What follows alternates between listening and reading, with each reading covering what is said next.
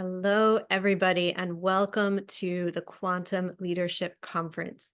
Here we are bringing together thought leaders, researchers, channels, wisdom keepers, astrologers, and many more who will each offer their unique perspective on some of the biggest questions the world is wondering about at this time.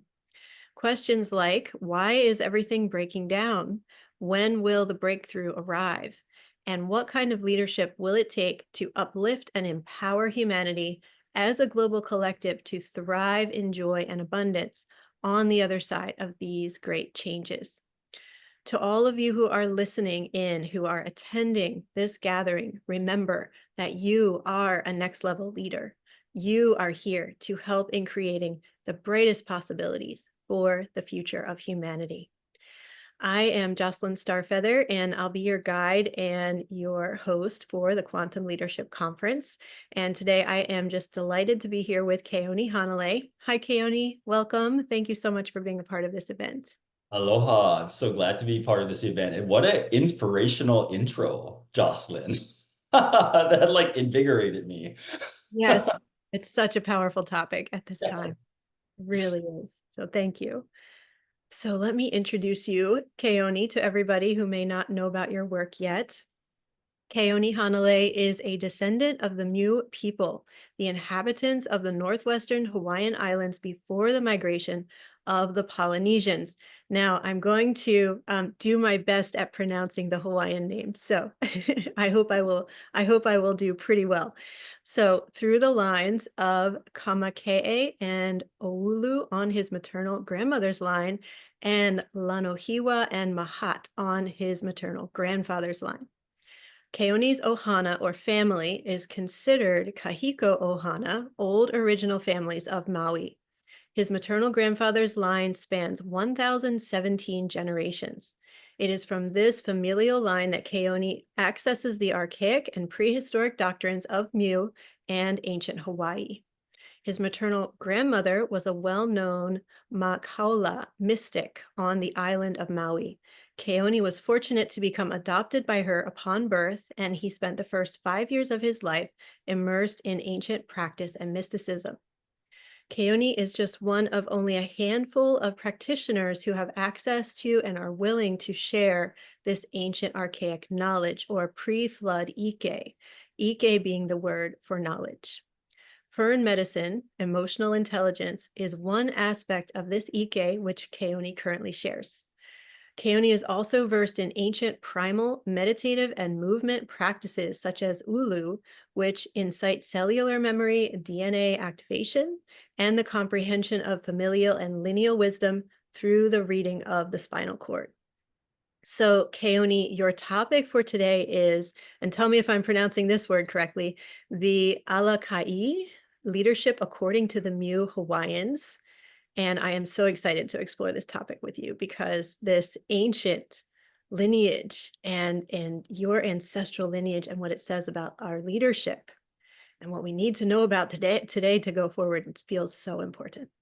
Yes, Sister Jocelyn. Mahalo. Thank you so much. Your Hawaiian is getting better and better, sis. It's just getting better. I'm working on it. Yes, the Alaka'i. The Alaka'i is the word for leadership Mm. in the Hawaiian language. And that word, we can find that word in a prayer from 18,000 BC. And so what I'd like to share with the audience and with you today is, if we do like a ka'avale, if we maybe disassemble that word found in 18,000 BC, what does it tell us about leadership according to our Paleolithic ancestors? Yes. Yes. We definitely need to know about that as we Yeah. as we move forward today. Wonderful. So would you like to say more about that as we begin then, that word and that it's so ancient? And Yes. so what does this tell us about Yes. leadership that we need to know today? Yeah. So I want to share that in my culture, we have three primary energy centers. And one is the unihipili, and that is the internal feminine. The other is the uhane, and that's the internal masculine. And the third is called aumakua, and that is the androgynous self. And so I do want to begin by saying I am a gendered male, but I'm 100% feminine and I'm 100% masculine. So when I speak into these energetics, I really encompass the totality of what I say, feminine, masculine. And I invite the audience to also recognize that within yourself, regardless if you are, say, a gender feminine, you are also 100% masculine. It's really important for us to kind of grasp that, because we've been conditioned in a culture where we're taught that based upon whatever our gender or sex is, that is what we need to favor. And if we favor something, that means something else is in neglect. And when we have that kind of disruption, we're really not in a kind of fluency with that aomakua, with that androgynous self, which is actually the holistic self. And so in order for us to come into fluency of the holistic self, we must recognize ourselves as completely fluent in the authority of our internal feminine and our internal masculine, regardless of what our sex and our gender is.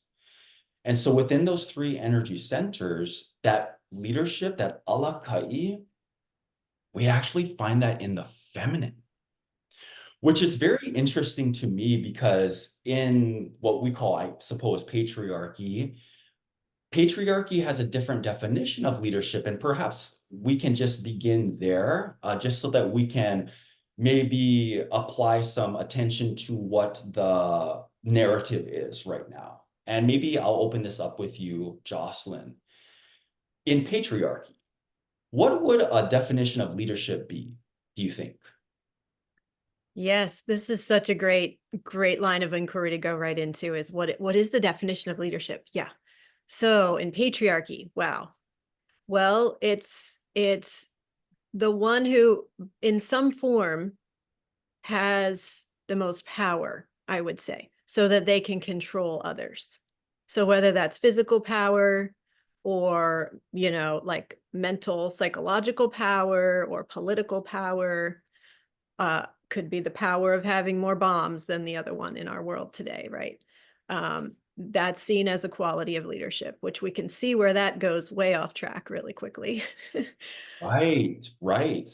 Yeah, and I'm just kind of sensing intuitively if there's anything else, that's what really stands out to me, is like whoever's the strongest, whoever can take control. Yeah, and I would agree with you, Jocelyn. Like, through my conditioning in patriarchy as well, that's what I have been told, Mhm. is that's what a leader is. A leader is one who takes everything upon itself to garner the most power. And perhaps the objective is so that I could control.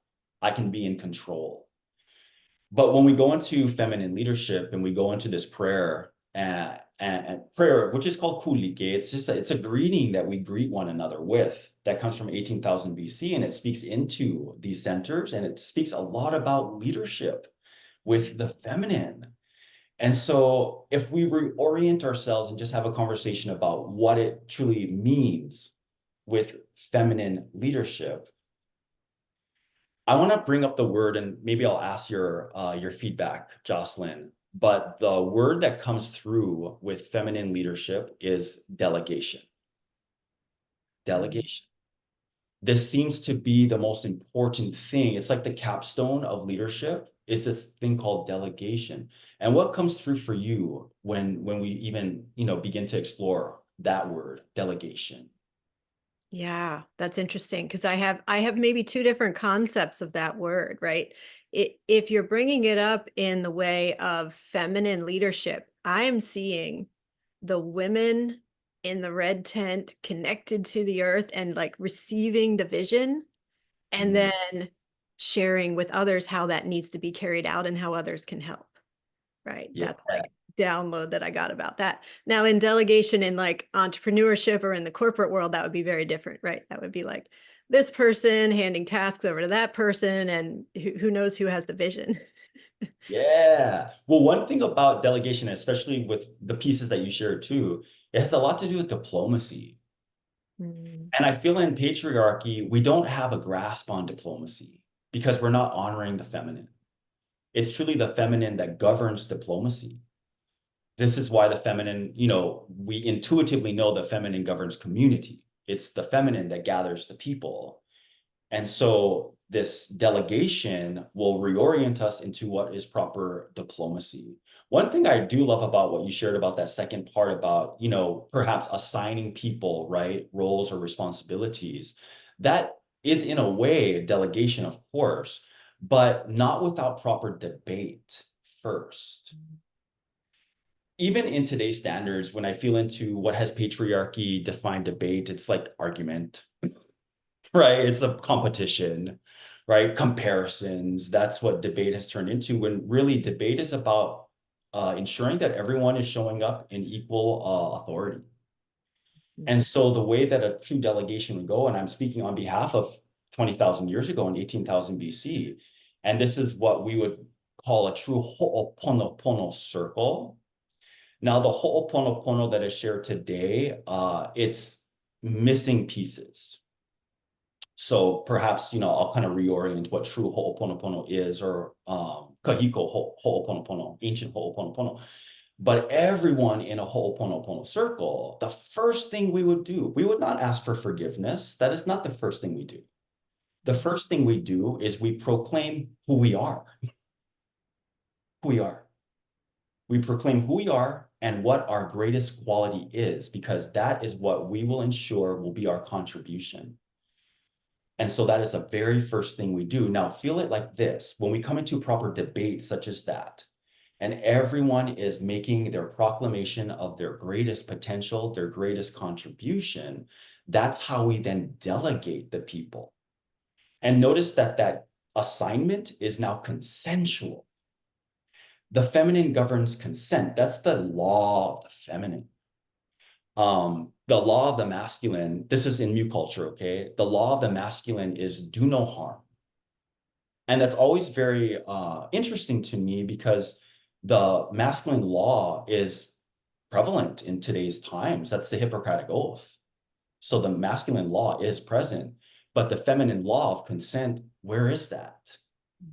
Where is that? Even when we do the greeting kulike, where I'm gathering a lot of what I'm sharing with this prayer, the masculine, we would place our right hand over our heart. We would place our left hand over our sacral.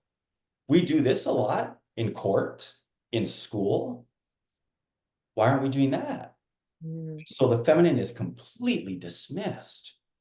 There's an exaggeration of the masculine. And for me, and I'll speak on behalf of being a gendered male, the exaggeration of the masculine, not just within myself as a gendered male, but within the collective, it's exhausting. It's exhausting. And so when I look out with compassion with what is occurring in patriarchy, no wonder we're in revolt. No wonder. We're exhausted. No matter what gender we are, we're exhausted, because the masculine in patriarchy is asked to exaggerate itself to the point of tyranny. Just like we're sharing with that, that kind of antiquated definition of what leadership is, to just garner control and maybe even just manipulate people to maintain that control. Ultimately, that's exhausting. That's exhausting, and we're not properly connecting. There's no potential for true intimacy, and so many of us feel very alone. Personally, for me, oh yes. I was just going to add that, it's exhausting not only to those of us as humans living in it, but how exhausting is this to the earth as we deplete and exploit, and to all the other beings, right? So it's like exhaustion on a massive scale, and that's why we're all saying enough is enough. Yeah, and such a great point to make, Jocelyn. And we can see that, right, with the resources of our planet, are, with the lack of a better word, being exhausted because of the excessive nature of the need to control. And so for me, when I look at the condition of the world, it's very clear to me that proper diplomacy and delegation are not involved, especially when you brought up, right, the condition of our planet. Like, we don't have proper diplomacy with the planet. Like, for instance, in ancient Hawaiian culture, we had a system called the kapu, and the kapu just means moratorium. It means that for a period of time, we do not fish here. For a period of time, we do not farm here. It's the system of the kapu. It's so that we don't deplete our resources. But in patriarchy, where there seems to be this strong hold on competition, and then when I feel into competition, I'm like, why would competition ever be like thrilling? Because of scarcity. Right. This idea of scarcity. But you and I, Jocelyn, right? We can even just step outside of wherever we're in right now. We can see like, wow, it's abundant. It's plentiful. Where is this notion that we're in scarcity? Where is that coming from? But it has turned into a pattern, and patterns turn into beliefs. And that has become a belief for a collective, is that we are somehow in scarcity, but then that is required in order for competition to reign. And so we can see how we've been sucked into this false definition because we're not in that proper feminine space of delegation, diplomacy, and leadership, which is a lot about the distribution of the responsibility, the distribution, and the incorporation of everyone's contribution. That's what I really love about feminine energy. And my grandmother, of course, embodied this so well. My grandmother, Kawiki Onalani. But I'll share it like this, an example. As a teacher, as a mother, as my caretaker, my grandmother, she never said yes or no to me. She would wait for me to do what I had intended to do. And as I'm doing it, or right after I completed doing it, she would come to me and she would say, "Boy, how did that make you feel? Based upon how that makes you feel, you may choose how you will proceed." That empowered me. And that was an example of feminine leadership, because a feminine is going to extract your own contributions from you, not assign you or delegate or mandate you in order to garner more power, in order to be right, in order to compete with you. A true leader will be present to assist in extracting your contribution and celebrating that contribution. That's so beautiful. That's so beautiful. And I think if we look at indigenous cultures, and ancient cultures, they were set up to, as you've said, extract the unique gifts of every person, and every person could contribute in their highest way. And that's Mm. just so different from what we're seeing today. But it's so beautiful to think we could return to that we can come back into that kind of reciprocity, right? And that kind of relationship. Yeah. And it also, for me, that also affirms my belonging. Mm. And I feel like another piece of why many of us are mistranslating leadership is because we think we have to earn something. And in order to be a proper leader, we have to prove and earn something when we already belong. Belonging is already determined. It's already established. And I want to go back to like the most fundamental aspect of belonging. So, and we've shared this before in some of our other conversations, Jocelyn, but the story of Earth. Okay, here we go. The story of Earth was a rough scaffolding. There was no atmosphere. It was a raw, rough scaffolding. And we had something called the Meane, or the plasmic beings. They came to this rough scaffolding and they designed an atmosphere. They designed an atmosphere for the intention and the objective so that organic life could thrive here. The fact that you and I, Jocelyn, are having this conversation, you and I are organic life, we are already fulfilling our destiny of this planet. We don't have to earn it. Just you and I, by being organic on this planet, we are fulfilling the destiny of this planet. And so belonging has already been established. I don't need to earn that.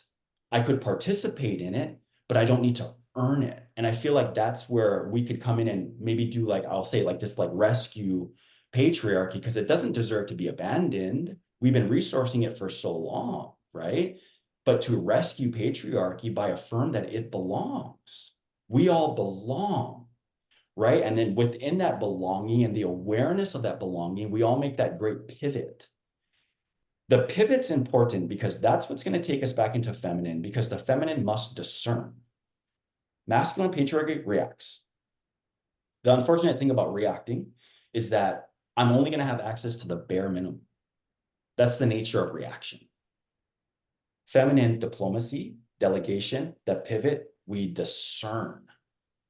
When I discern, now I have access to quality. Quality, and one other thing that masculine patriarchy especially is going to really appreciate, discernment has access to longevity.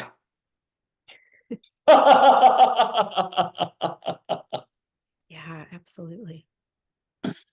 Right, right. Well, and that's part, it's the converse of exhaustion, right? We're not Right. wearing ourselves out and being exhausted. Yeah, longevity is the Yeah, that feminine. So when we speak into belonging and we come into proper leadership, okay, and of course, first and foremost with the self, it's like, feel it like this, right? Individually and uniquely, can I do a proper delegation within myself? And an example of proper delegation within myself, what are my gifts? What are my gifts? Can I experiment with my gifts today? Can I share my gifts? Am I at the point where I can share my gifts? Can I experiment? Can I cherish my gifts?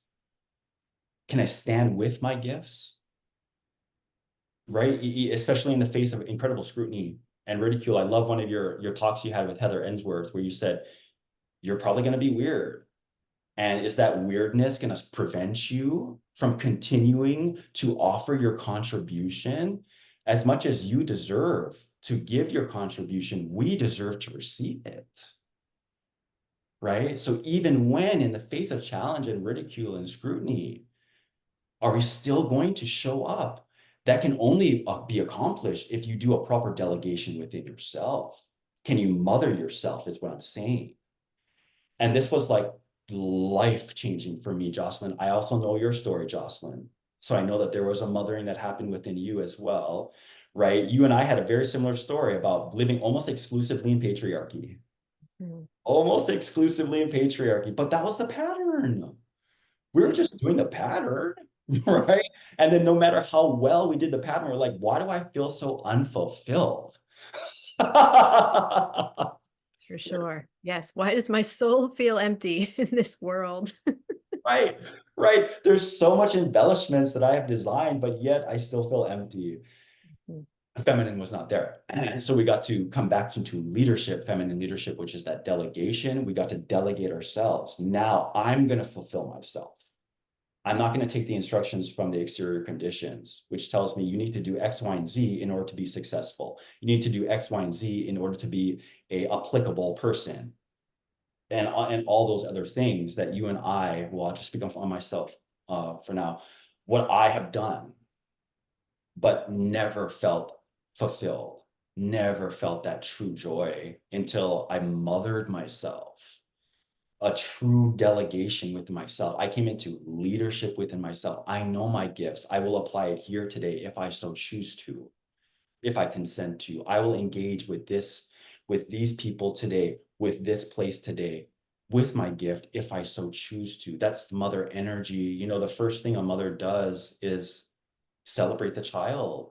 You are loved. You belong. You are gifted, right? And then from there, maybe we go into father energy, and father energy, or we go into uhane, that masculine. Then we go into infrastructure. And this can be really fun if we have proper delegation, because delegation of the feminine turns into instructions. For the masculine, for uhane energy, the greatest thing for something that is governed in logic and reason is instructions. But if I'm not in a proper delegation within myself, where am I going to get those instructions from? Out there, out there. But it's going to be so contrasting.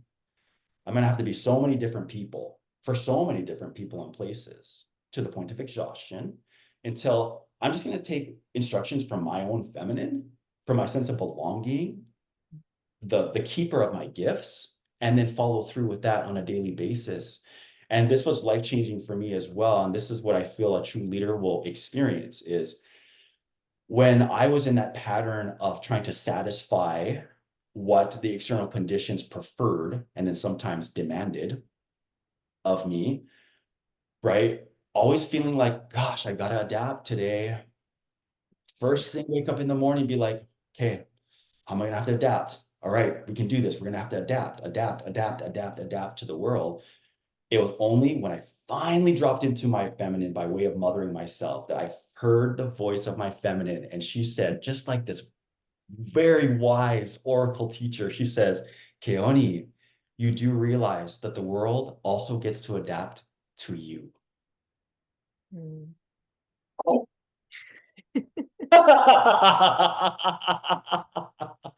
Right? But she says you got to show up and give proper instructions for people to how to love you properly. Mm. Otherwise, you're allowing people to assume how to love you. And ever since that moment, that's when I began to not just, stand in my gift and to share my gift and allow myself to be exposed in that gift, which means to withstand the scrutiny, the ridicule, et cetera, but also the invitation to other people, other things, to a planet itself on how to properly love me as well. A great example is, I go into the forest a lot and sometimes I'll go with people and they have their protocols, and the protocol is, before we enter the forest, we give praise to the forest. We say, thank you so much, forest. I come in here with respect and I'm like, oh, we're missing something though. Because I've been in self-mothering. What we're missing is we forgot to let the forest know that it also gets to respect me. And that's how I enter sacred spaces now. Because now we're talking about Aumakua, right? That holistic self, the androgynous self, where it's about equal measure, homeostasis. As much as I'm available to respect the forest also gets to respect me. This is just so beautiful. And I feel like I can just feel already everybody listening to this. I feel like weight dropping off of all of our shoulders. Yes. You can finally relax because there's so much here that you've tied together. Just to summarize a little bit of it and how I'm seeing that like weight being lifted is this concept of belonging, and that just because we exist, we belong, we are worthy, we are meant to be here. It's so healing to those wounds of wondering, am I enough? Am I good enough? Am I smart? All those fears, right? Am I smart enough? And it's like we can just let that go and know that we are enough and we are more than enough and we belong. And then to be able to know that all the instructions are within me. All the instructions are here. Mm, And I can live freely as my true self, as my own truth, and not mm, be beholden to the perceptions of others. I mean, there's just such freedom and lifting of burdens mm. with these Oh, concepts. Jocelyn, that was such a beautiful review too, because when I look at it, the theme of the world, right, it's war. And I feel like the war is a consequence of the burden that you're speaking into that many of us, we apply to ourselves. Of course, we have assistance, right, from a culture, from the conditioning, but ultimately, remember, feminine law, consent. And this is the moment where feminine says, remember, we get to consent. If we do not consent, we have to make that known. Right? Because, especially I'll speak on behalf of American culture. American culture is it's ambiguous. Ambiguity. I think it may have something to do with like being polite, but Mhm. it's superficial. And we've allowed this to really govern the way that we interact with one another. It's no potential for intimacy.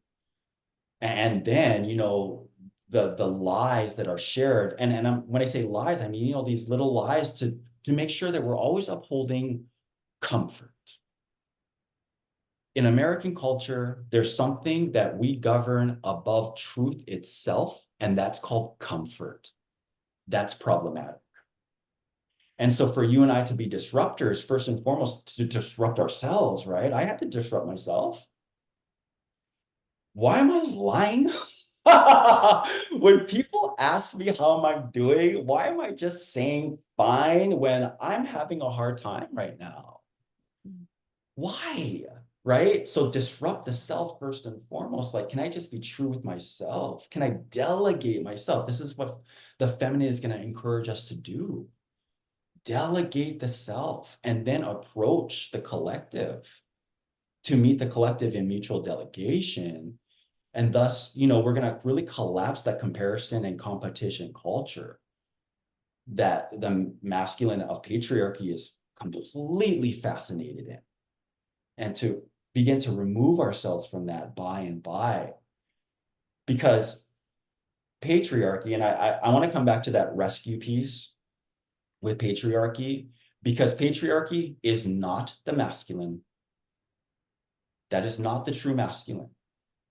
And it's sad for me to see how patriarchy has come to a point where we are completely discrediting the masculine altogether. That's the level of profanity.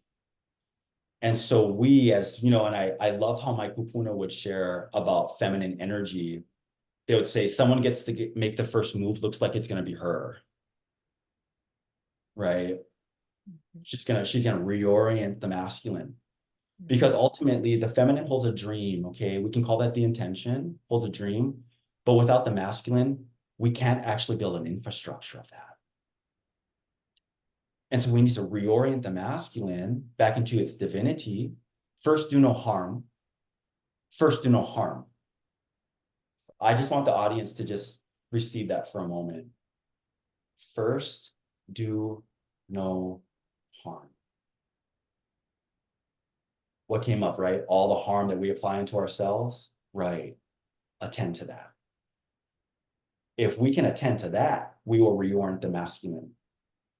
Do no harm upon the self. Once you do no harm upon the self, it's very unlikely that you're going to want to apply harm onto others. That's the thing. Free will always exist. It would be fantastical for us to say, like, it will never exist again, the potential of harm. No, it will always exist. It's our interest in it that gets to be revised. I'm not interested in doing harm onto others because I do no harm upon myself. Do you feel that clear channel with the feminine? And one other thing I want to share with you, Jocelyn, or with the audience as well, is something about what you shared about leadership and our environment. Oh, my grandmother used to say that, what marks a true leader is one who simply responds to whatever their immediate environment asks of them. So the Kupuna, the elders, and all indigenous cultures, they speak in riddles, right? Which I love because it's poetry, right? That's the primary language, right? Within indigenous cultures is poetry, which is diplomatic in itself, because poetry means translate it however you want, right? There's no right or wrong, right? That's diplomacy in itself. But the poetry of what I just shared is presence.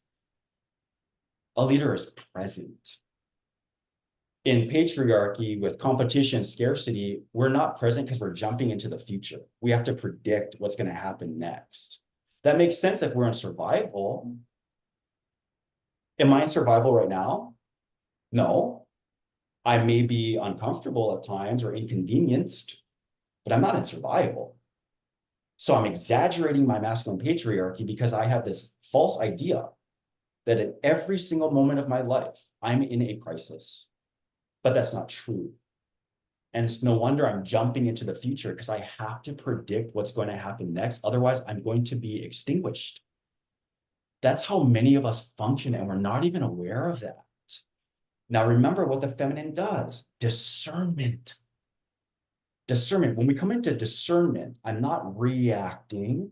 I'm not just accessing the bare minimum because I have to predict what's happening next. Discernment, I now have access to quality. Quality. And then remember, with that quality, we cultivate longevity. Yes, yes, yes to all of it. I I'm so curious about this term that you mentioned of infrastructure, right? Infrastructure, because we do need to build out something different than what we currently have, right? So would we call upon the sacred masculine for this? What more would you add to that part of the conversation? Yes. And this is one of the great ways that we reorient ourselves into proper resource, and then also proper, I would say, relationship with our masculine. You know, it is said that the masculine is the engineer, the architect, sure, but the masculine ultimately is something far greater than an engineer and an architect. The masculine's an artist. Mm. An artist. And so when I talk about infrastructure, I'm talking about the artistry of our life. Can I transfer the feminine dream and create an actual piece of art with it? Whether that be a house that you build, a business that you build, a community that you build, that is called an infrastructure. And you and I exist in a world of form and materials for this very reason. The only problem, if there is a problem, is that we're bypassing the feminine. No wonder the infrastructures have no longevity. No wonder the infrastructures have no quality. They might dazzle, they may be appropriate for a period of time, and then we lose interest, et cetera, because they're not held in that quality and that longevity of the feminine. And so if we can establish ourselves within that feminine, that delegation and discernment, then that turns into proper instructions on how the masculine as an artist can begin to build an infrastructure. Yes, that feels so powerful to connect into as we choose what we're moving forward with here. Yeah. I was out with the stars one night and was, receiving these transmissions from the stars, and this really profound thing came through that what you were saying just brought it back to me here, which was that, the in ancient Egypt and in many, many ancient cultures, they would build their temples and their pyramids and their stone circles, in alignment with specific stars and specific constellations. And they would consult the divinity. They would consult the sacredness of the ley lines of the earth in order to build their infrastructure. Right. And we've just so forgotten about this. But it was this download was, how could you expect to build a culture where you did not consult the divinity of the stars before you construct your, your temples or your churches or whatever it may be? And that's just such a fascinating concept, right? So how can we, and this is kind of my question to everybody listening, right? How can we construct our lives? How can we construct our businesses, our families, our relationships in alignment with the divinity, in Mm. alignment with the sacredness of the earth and cosmos? I Uh, think that's such a beautiful and generous invitation, right, Jocelyn, to first begin with, like, if I were to construct myself, what who am I getting instructions from? Maybe the first question you want to ask yourself. Because if you were like me, and maybe you, Jocelyn, right, at a time in our life, we're getting instructions from the exterior conditions, from other people. And that was the instructor of how we were designing our lives. And so coming back into your feminine, you get to hold counsel with your feminine now. And I call it mothering the self. This is, one thing about the feminine too that I really love is that because the feminine is so diplomatic, the feminine doesn't have interest in punishment. No matter what you've done in your life, right? No matter how far astray you became, you can always come back to the feminine, face to face with the feminine, and proclaim your readiness to be properly mothered. Remember, the feminine only responds to consent. If you don't feel mothered, maybe it's because you haven't consented. That was the case for me. I feel orphaned, right? Ah, look at my life. Oh my gosh, right? I never consented to mother myself. The moment I consented, everything changed drastically. The moment I consented is when I had that big uh event happened in my life where the feminine reminded me that the world also gets to adapt to me. And of course, those are just examples of how the feminine really showed up for me once I consented. But then feel into, well, what gets to be designed? And here's what's going to happen too, is when you transfer those instructions to the masculine about proper infrastructure that is most honest to your dream, that does no harm, it is simultaneously going to be instructions of what the masculine gets to dismantle. So this is going to be a challenge. I'm just going to share with you. This is going to be a challenge because when we get instructions to dismantle, that means patterns in our life. Okay, this is where it can become very difficult because we need to orient ourselves in revised patterns.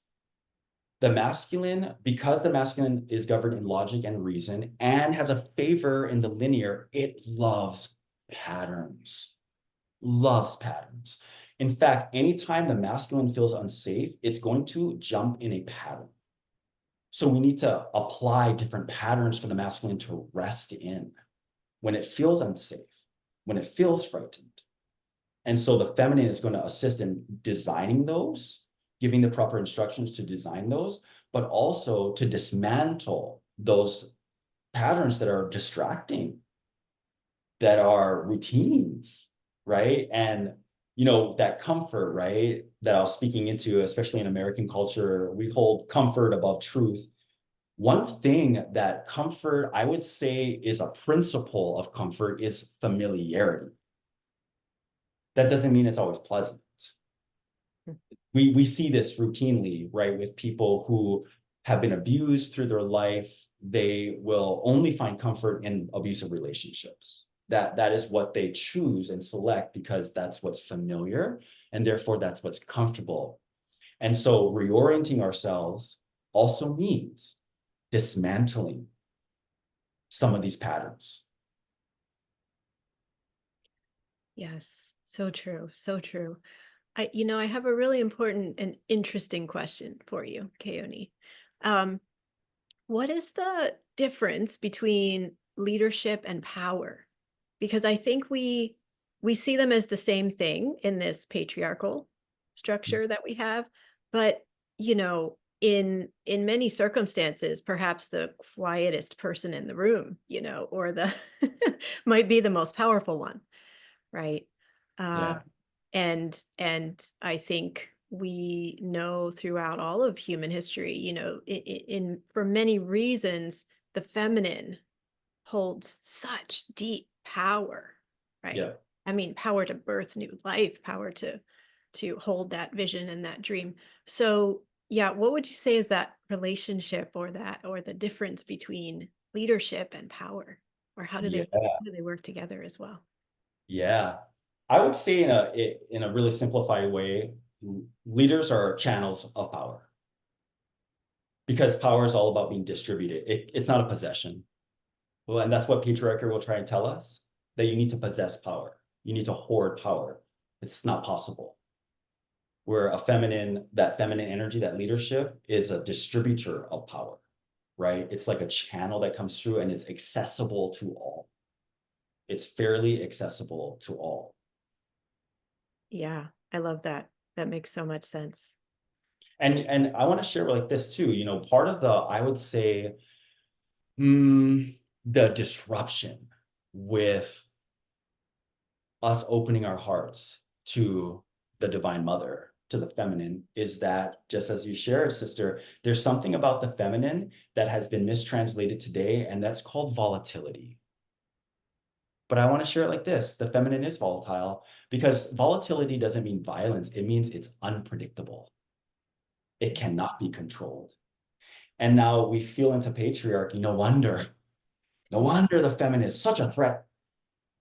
I need to predict everything to maintain my power, but I cannot predict this thing called the feminine. And so we need to reject it altogether or to create a scandal around it. So there's a collective agreement to reject it altogether. And so when we come into acceptance of that mother energy, yes, I am coming into acceptance of my potential volatility. But that means that I cannot be predicted. I cannot be tamed. I have access. And we got to think it like this: quantum energy, it's impossible to tame quantum energy. But at the same time, quantum energy is generous. Quantum energy doesn't want to harm anyone. Quantum energy is so adaptable. It's saying whatever you select, I am. And so if we have, shame, all these self-depraving things, well, that's what we are, right? That's the generosity of that volatility. It's offering us exactly what we select and choose. That's free will. And that volatility of the feminine, I believe, is what's rising back up in our world now, creating this intensity, creating this chaos, because that's how we change. That's how we birth, right? Yeah, Yeah. yeah, most certainly. That in itself is feminine diplomacy, because feminine says, what do you select at this time? Here it is. Right? It's a debate, it's a negotiation happening, but many of us are not showing up in our own leadership to be aware of that. And therefore, we may be irresponsible with how we are channeling that energy. Wow. Well, I know we're getting close to the end of our time, and I wish we could talk for another hour because there's so much to explore here.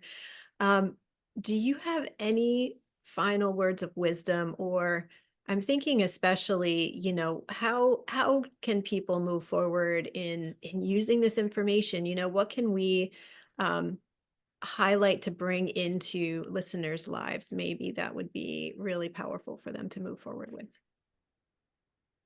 I would invite everyone to locate your contribution without burden, without stress, without the sense of expectation, but allow yourself to have fun with locating what is your gift.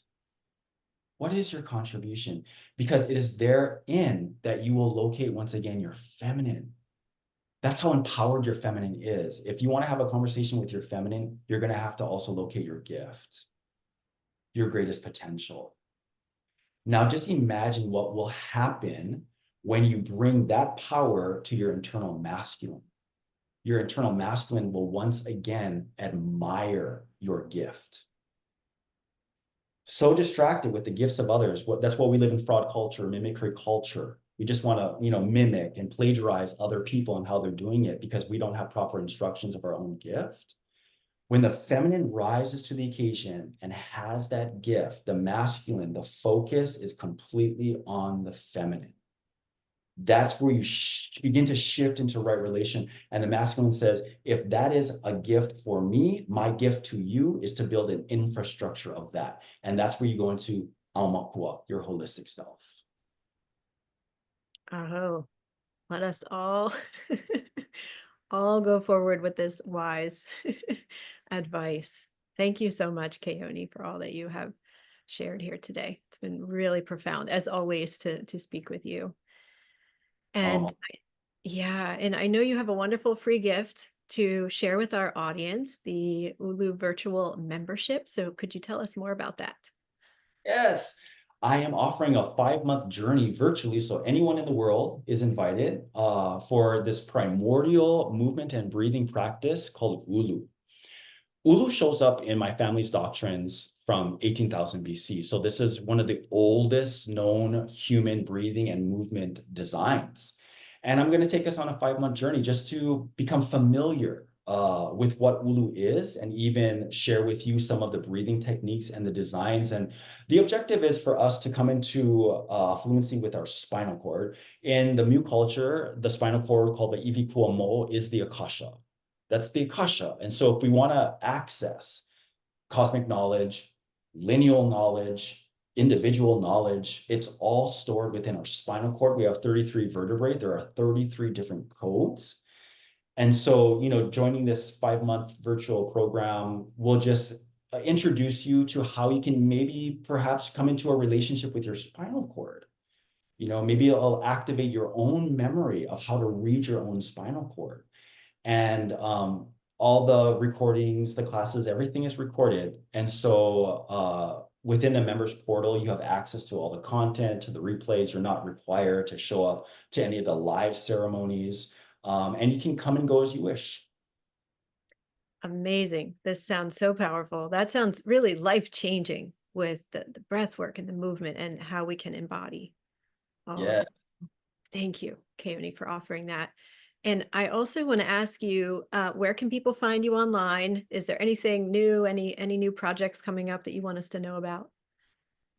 I, you know, I, whenever spirit or my kupuna, my elders compel me, I'm like offering another 3-part series, ceremony, virtual ceremony. So it's gonna Yes, up in and the they're air. so amazing. But I'm pohala.net is like my mother site, pohala.net. And then I have some, like the Ulu site is ulu.pohala.net, but everything, you can find everything on my mother site, pohala.net. Okay, amazing. And you have your beautiful fern medicines and Yes, wonderful offerings on there. Yes. yes. Okay. Well, thank you again, Keone. This has been so, so powerful, and I'm going to be reflecting on it for much time to come. And I invite everybody to come back and listen again to this interview because there's such deep wisdom shared here and so much to take in and integrate. So really come back and enjoy it again. I hope you've all received so much from it. And much love to you all. And I will see you again in our next interview. Bye for now.